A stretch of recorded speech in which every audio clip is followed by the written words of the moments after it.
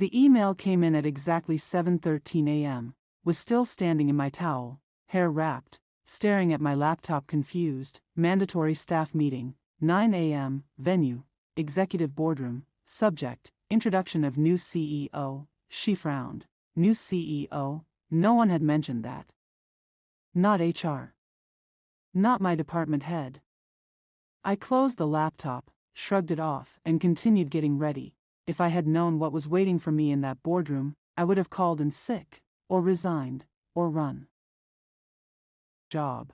I adjusted my navy blue dress, checked my reflection in the elevator mirror, and forced calm into my breathing. I was Nora Adebayo, Senior Communications Executive, respected, hardworking, invisible enough to survive.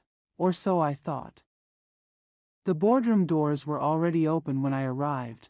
People filled the long table, murmuring, checking phones, whispering, probably one foreign investor. Someone said, I heard the former CEO step down quietly. Another replied, big money move. A third whispered. I took my seat near the middle, notebook ready, pen poised like I was in control of my life. Then the room went quiet. Not polite quiet, shock quiet. I felt it before I saw him, the shift in air, the way tension crawled up my spine, slow, deliberate footsteps, leather shoes against marble. My fingers tightened around my pen. The man walked in like he owned the building, because he did. Tall. Broad shoulders under a tailored charcoal suit. Clean beard lined perfectly. A watch on his wrist I recognized too well, because I bought it for him 6 years ago when he got his first big promotion. My heart stopped. No, no, no, no. He stopped at the head of the table and placed his hands on the table. Then he lifted his eyes and looked straight at me. Alex Davis, my ex-lover, my worst mistake, the man whose life I shattered, the man I had not seen in 6 years.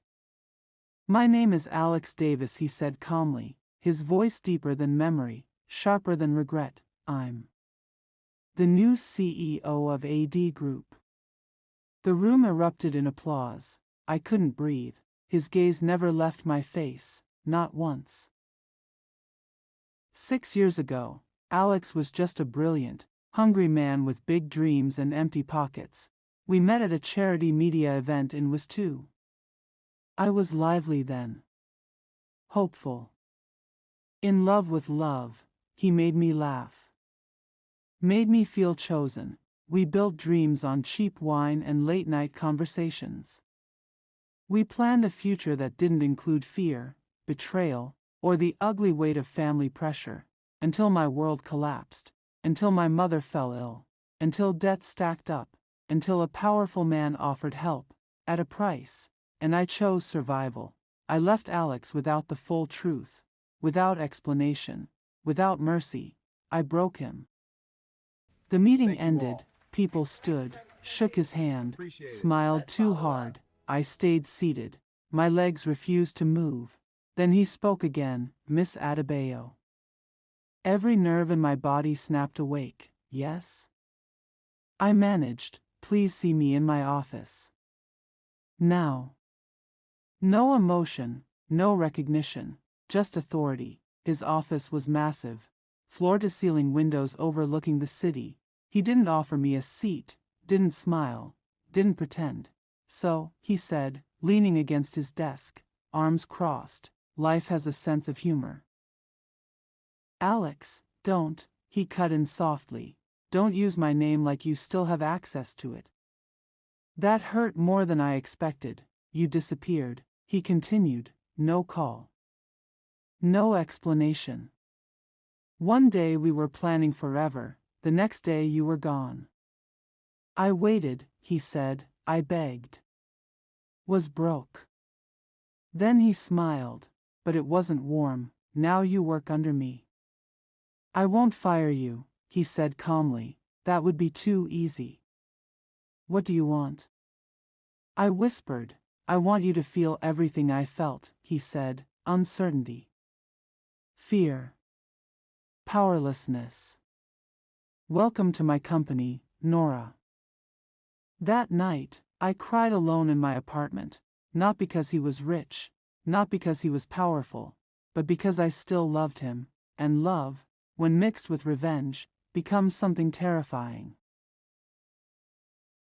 By Monday morning, the office no longer felt like a workplace. It felt like a battlefield. I noticed it in the way people suddenly stopped talking when I walked past. In how HR avoided my eyes. In how my department head, Mrs. Tolani Briggs, called me into her office with hands that. "Nora," she began carefully, "there's been a slight restructuring." My stomach tightened. "Effective immediately," she continued, sliding a file across her desk, "you'll be reporting directly to the CEO's office. Strategic Communications. Executive level." I laughed. "Ma," I said quietly, "I'm not. This is not a request," she cut in gently. "It came from him, of course it did."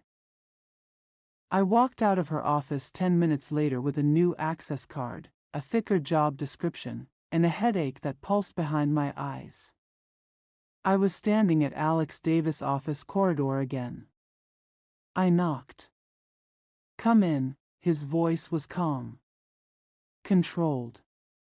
Like a man who had already won. "Close the door," he said without looking up. He finally raised his eyes. "You look well," he said flatly. I folded my arms. "Why am I reporting to you? Because I said so. That's not a reason. You once said you wanted to work at the highest level," he replied. "Congratulations, this wasn't about my career. This was about proximity."